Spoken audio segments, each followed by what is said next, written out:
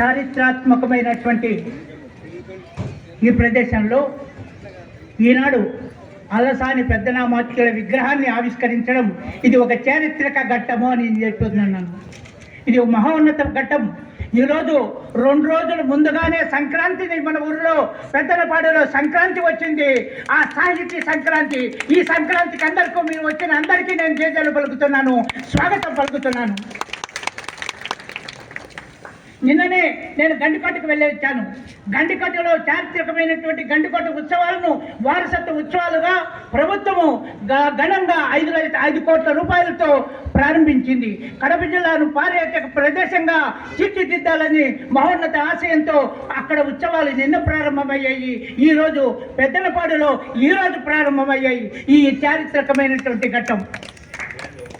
మరి ఈ చారిత్రక ఘట్టంలో మరి సాహితీ సభరాంగణ సార్వభౌముడైనటువంటి శ్రీకృష్ణ దేవరాయల ఆస్థానంలో అష్టదిగ్గజాలలో భువన విజయంలో మేటికవి అయినటువంటి అల్లసాని పెద్దనామాత్యుడు మన జిల్లాలో పుట్టడం మనం చేసుకున్న పూర్వజన్మ పుణ్యము అని నేను చెప్తున్నాను. ఎందుకంటే ప్రబంధాలు మొదలైంది ఒక అల్లసాని వారితోని. అల్లసాని వారు ప్రబంధాలకు మార్గదర్శకుడైనాడు. అతని తర్వాతనే ఇతర కవులు అతన్ని అనుసరించారు. అటువంటి పెద్దనామాత్యుడు ఈ కడప జిల్లాలో జన్మించాడు అంటే పెద్దన సాహితీ క్షేత్రానికి సాహితీ పందిరు వేసినటువంటి వ్యక్తి పెద్దనామాత్యుడు. మరి పెద్దనామాత్యుని ఘనత చాలా గొప్పది. అటువంటి పెద్దనపాడులో మనం ఈనాడు ఇంత వైభవంగా, ఇంత ఉత్సాహంగా, ఇంత సంతోషంగా, ఇంత వైభవంగా ఈరోజు ఈ సమావేశాలు జరుపుకుంటున్నాం.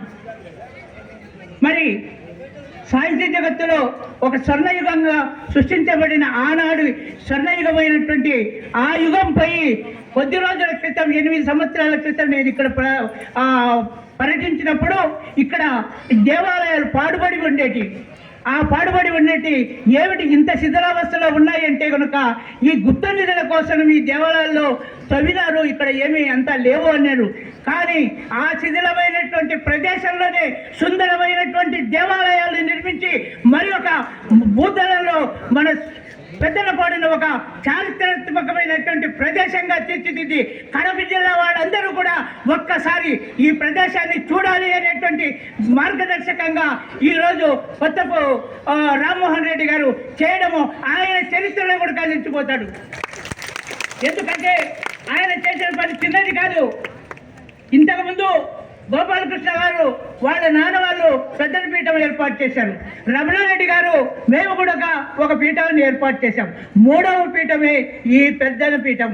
ఈ పెద్దన పీఠానికి ఈ యోగం దక్కింది, ఆ వైభవం దక్కింది. ఆ యోగాన్ని కల్పించిన వాడు రామ్మోహన్ రెడ్డి గారు.